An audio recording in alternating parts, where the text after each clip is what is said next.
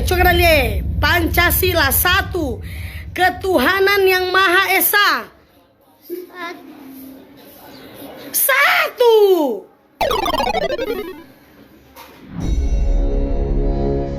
Siapa yang selama 1,5 tahun ini punya anak di bawah usia 17 tahun? Apa rasanya umplek-umplekan setiap hari disuruh belajar dari rumah sementara rumahnya nggak ada tempat kecil aja untuk belajar zoom-zooman? Apa yang terjadi kalau ditambah 1,5 tahun lagi? Di sisi lain, kalangan rakyat umumnya, bagaimana rasanya mereka sahabat yang nggak ada internet, nggak ada pulsa, sementara di rumahnya ada 3 orang memerlukan komputer atau gadget atau laptop untuk kerja dan sekolah, tapi tidak memilikinya. Fakta saat ini, biaya sekolah dari rumah ternyata tidak murah. Menjalankan sekolah dari rumah ternyata nggak efektif, dapat ilmu tipis, nggak ada keterampilan lainnya termasuk laboratorium dan kehilangan skill olahraga, kesenian, dan keterampilan sosial lainnya. Bekerja dari rumah malah banyak stresnya, banyak wacana diskusi tok, tetapi tidak ada gerakan nyata. Diskusi doang, eksekusinya kecil, seminar, meeting, belajar online, ngomong doang 1-2 orang, wacana, diskusi.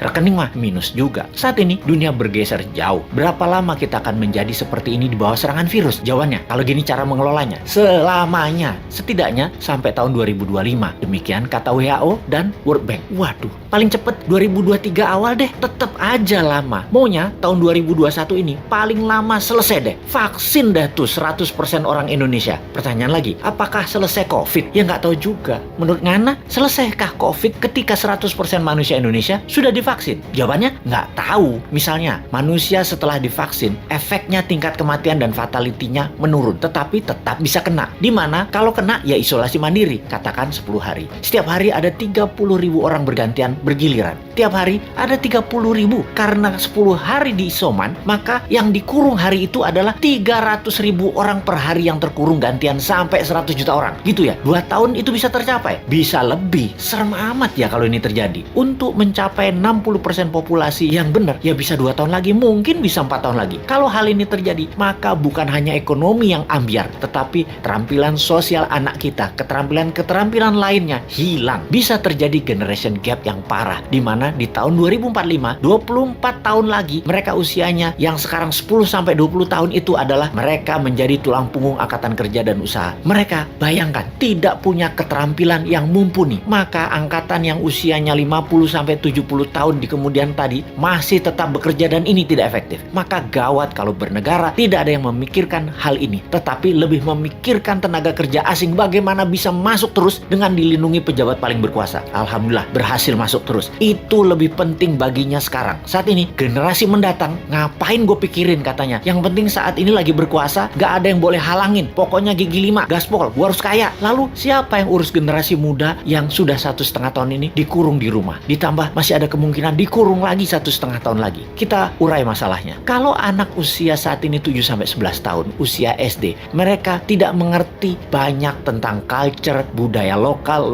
wisdom. Bayangin, ditambah 1,5 tahun lagi terkurung. Mereka nantinya manusia yang tidak punya budaya. Lalu, remaja usia pancaroba, baru akil balik, usia 11-15 tahun. Mereka adalah manusia lagi cari jati diri. Kematangannya berubah. Dirinya not a girl, but not yet a woman. Menjadi terhambat. Ditambah 1,5 tahun lagi kejiwaan mereka, maka man atau woman tidak paham, tidak akan matang. Sulit menjadikan boy to man. Di usia 16-23 tahun, masa SMA dan kuliah, anak ini adalah masa kreatif dan puncak-puncaknya iseng dan puncak-puncaknya main di usia ini. Kesalahan-kesalahan kecil itu penting untuk modal nanti bersosialisasi di kemudian hari. Tidak banyak mereka bisa lakukan. Mereka masuk generasi yang hilang. Kalau ditambah 1,5 tahun lagi, sekolah mereka tak berketerampilan, tak ada kesempatan di laboratorium, di studio, praktek kerja, keilmuan jalanan atau street smartnya tidak ada. Hampir tidak mungkin membuat mereka berubah from man to gentleman. Ada 40%